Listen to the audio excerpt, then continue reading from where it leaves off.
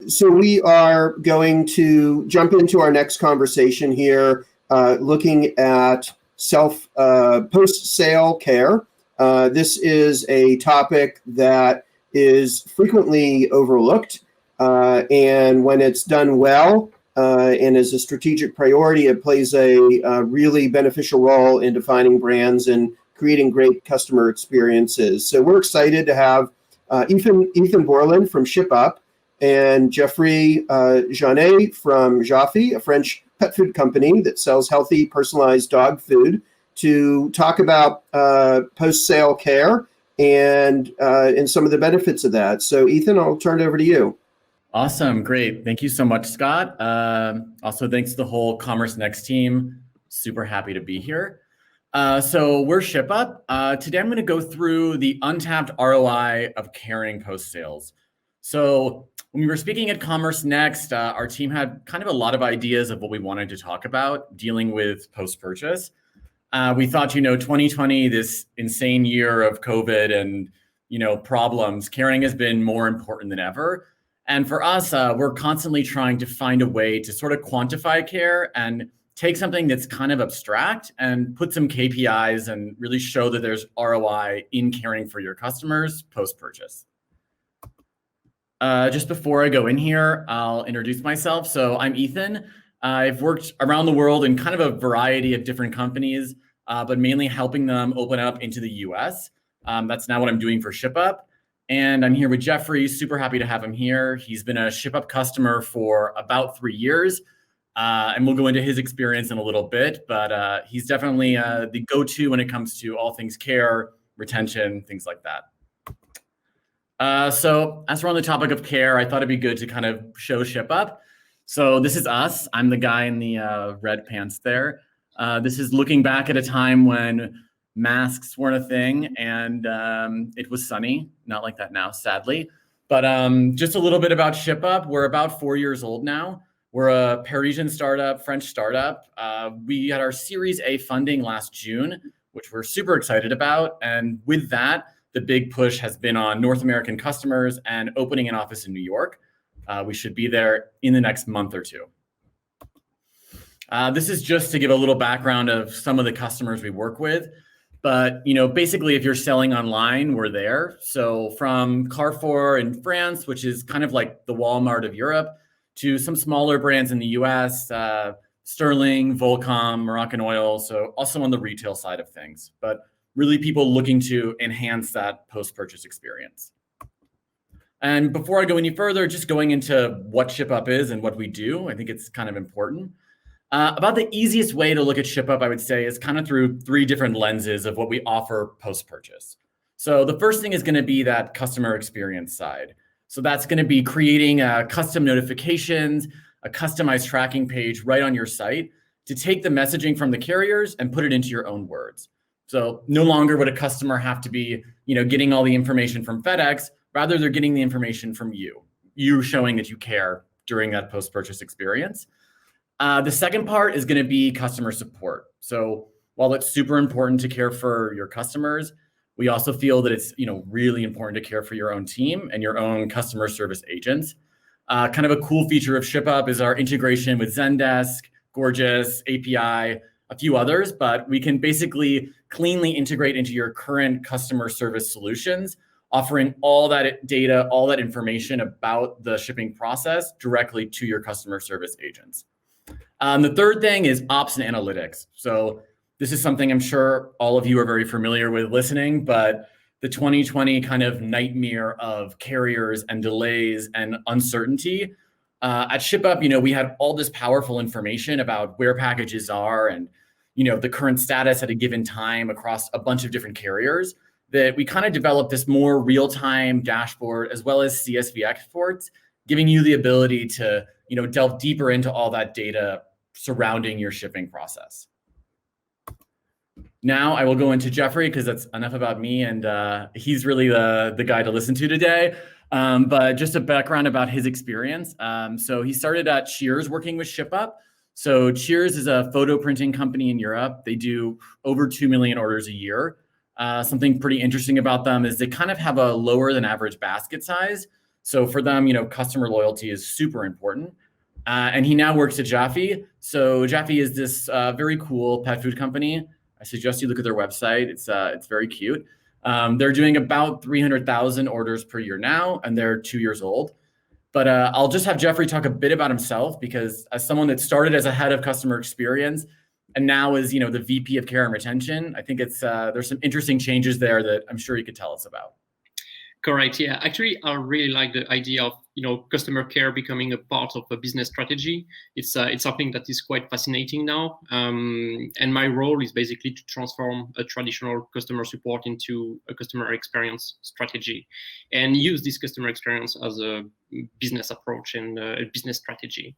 And yeah, so that was a very, very interesting move and closer to the business, and it helps us to have quite some interesting strategies that some competitors are not even trying yet. So that's very nice. Awesome.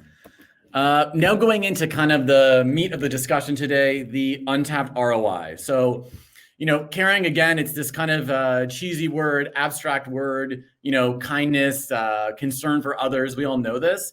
And for e-commerce, it's how in that crucial period post-purchase, can you really show your customers that you care and genuinely actually care? So we work really closely with Zendesk, and I was reading recently, 80% or something like this of customers would leave a brand after multiple bad experiences and buy the product somewhere else. So, there's many options for customers of where they can get your products. They have a lot of choices now when it comes to e-commerce. They're also obviously much more comfortable. So, really crafting that experience post-purchase is super crucial, and showing that you care. So we kind of developed these guidelines here, working on the Shipup team, to think about, what's the clearest way we can really explain how we at Shipup help companies find that untapped ROI while really showing that they care. So on the left side here, you're going to see just the basics of ROI, increase revenue and then that decrease cost. The way we kind of think about it is, you can increase this revenue post-purchase by improving the loyalty, having your customers stay with your brand, coming back to you again, keep working with you, and by improving referrals. So, a great post-purchase experience often leads to customers then saying they had a great post-purchase experience, and then in turn, referring more people. On the decreased cost side, it's just being more efficient and doing less. So, we always want to be here for our customers and do everything for them. But at the same time, there are questions that your customers might be asking, the classic Wizmo, where is my order? You guys, to show that you care, should really be on that and not having to have them ask that question, because, being proactive, those questions wouldn't even need to be arising. So to go into the KPIs, so for us, it's really clear on how you measure this. We think of it as an increased revenue with loyalty, the NPS score. So by offering a, post-delivery survey on every order, we're able to get that super important information and really interact with your customers and get that NPS score. Whereas on the right here, just that cost per contact and contact rate. So, decreasing that, not having to spend so much effort and so much money answering so many questions that, your customers could have been provided earlier. So as I take it over to Jeoffrey here, something interesting, him and our co-founder put together a sort of ebook on Zendesk and some of the best practices to really, get ROI and find these KPIs while using a customer support tool. So I'll take it over to him now. And maybe Jeoffrey, if you could just show us, through your experience in delivery and all of this, how you've seen, some of these KPIs here work for Cheers or for Japhy. So yeah, what you see here on the screen is basically years of tests and trials and mistakes, obviously. So it's basically a big focus on how to really take your care to the next level, especially when it's a post-purchase experience. Many companies now don't really focus on that, unfortunately, and we forget that a big part of the customer retention is based on those strategies. So here in this book, we basically went through tons of KPIs that you can use in your support team and also in your business teams, product teams even, because we are also talking about how to get more feedbacks and how to calculate data from the NPS and tons of interesting topics that you can use both for your customer care, for your customer experience, for your products, for your conversion rates even, and also for the budgets you spend on customer care. So that's a couple of pages book that's going to save you tons of time and a couple of years of learnings right here. Awesome. And yeah, maybe if you could just show us if there's anything here that stands out to you, or a story, I don't know, in the last year with COVID and everything, I'm sure any sort of post-purchase tips you have related to this that you've seen in the last year. Yeah, there is a KPI that I like quite a lot. It's the post, the post-order contact ratio, like how many people contact you for how many orders you sent. And the number were quite high, surprisingly high, sorry. And we didn't really know why it was not split up. We couldn't really investigate on that. So we decided to go a bit deeper and understood that along all the contacts we had, over 70% were related to delivery issues. So it means that my care team spent 7% of their time actually answering email like, where is my order? Which doesn't make any sense. I would prefer having my team working on pre-order questions, pre-purchase incidents about understanding the product, understanding the price, and they couldn't do that because they were so busy with tracking issues. It was crazy. So this KPI, to understand what's the ratio of your contacts related to delivery incidents, is quite interesting because it's very, very surprising most of the time. Awesome. No, I think that's super cool. And I mean, when you think about 70% of the customer service agent's time spent on delivery issues, when I'm sure many of those issues are, like you said, Wizmo classic questions, it's obviously a big waste of resources. And budget. And budget, yes. Most importantly, of course.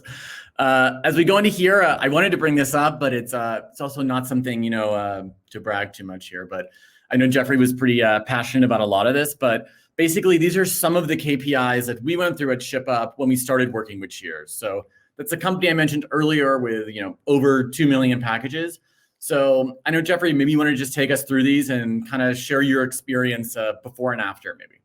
So yeah, if we start with the NPS, for example, for us, it was a direct impact on the repeat business and the retention and the conversion. Why? Because it was the first time we actually, investigated what's going on once the package is delivered. How do people feel about the unpackaging? Sorry, how they feel about the product itself, how they feel about all the information we could provide during the purchase.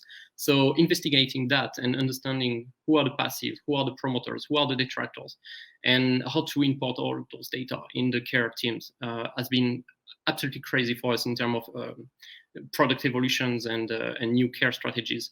So those 7 points, as soon as we reached them, it was a direct impact on the conversion because we could remove so many pain points that we didn't even investigate before. It has been a huge profit for the company and for the customers as well. And the second number is quite impressive as well. It's the volume of inbound contacts really decreased for deliveries issues. And minus 55, I mean, you can only imagine how it's changing your life when you manage a customer support team. It's basically a decrease of your volume. It's nobody like actually to answer those tickets. It's very repetitive. It's always the same topics. It's always about tracking links.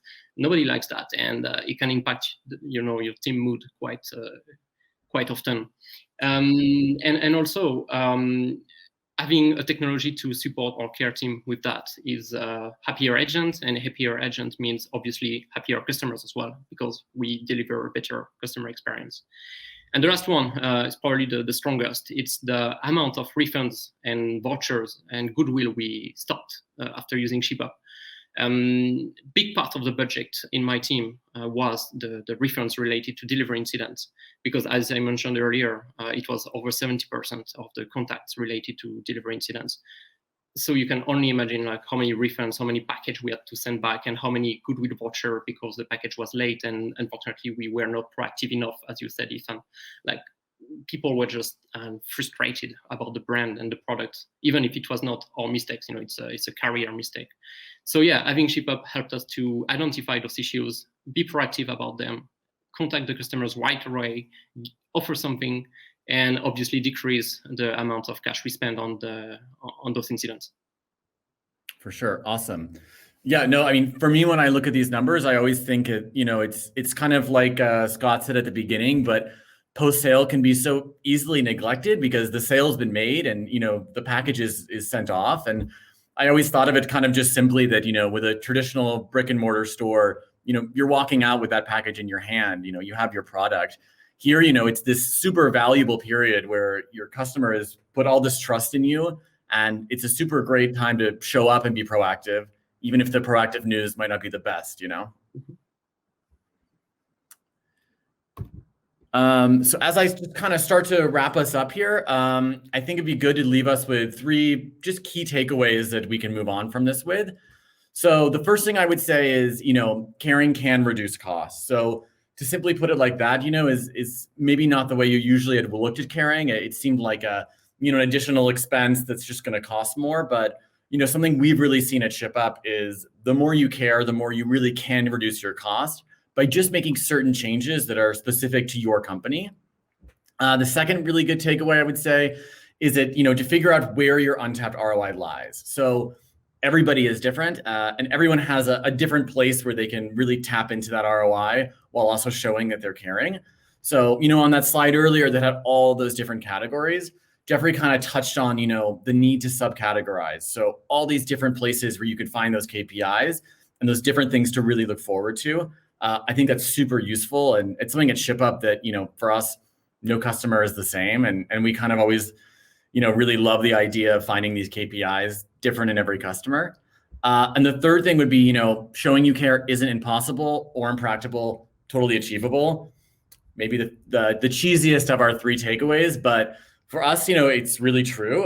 Like I said at the beginning of this kind of presentation today, when I was sitting with our co-founder and the other members of our team, we really had a moment just thinking about 2020 and how we're going to move forward, and how, in the past year, how much we've seen just caring for our customers at Shipup has led to such great things. Caring for our employees, always pays off. And we think, we're really in the business of care, and post-purchase should be the time you show up more than ever, not the time to abandon at all. And so I'll leave you with one last thing here that I also think is super relevant. So Jeoffrey, in all of his wisdom and advice, put together with Terrence, our COO, this super interesting guide. So I believe the link should be posted in the chat. I can't really see it right now. But in that chat, you'll have this link, which basically then is going to show you the top 4 post-purchase KPIs for increasing your customer loyalty while decreasing costs. We made this alongside Zendesk, which is many of our customers use. I'm sure many of you are very familiar with. But I highly suggest you check that out. It's a pretty interesting guide, pretty useful. And in the future, any questions you have at all regarding post-purchase, I love talking about it. So, please feel free to reach out to me. And thank you to the whole Commerce Next team, and especially to Jeoffrey. Thanks so much for being here today. Really appreciate it.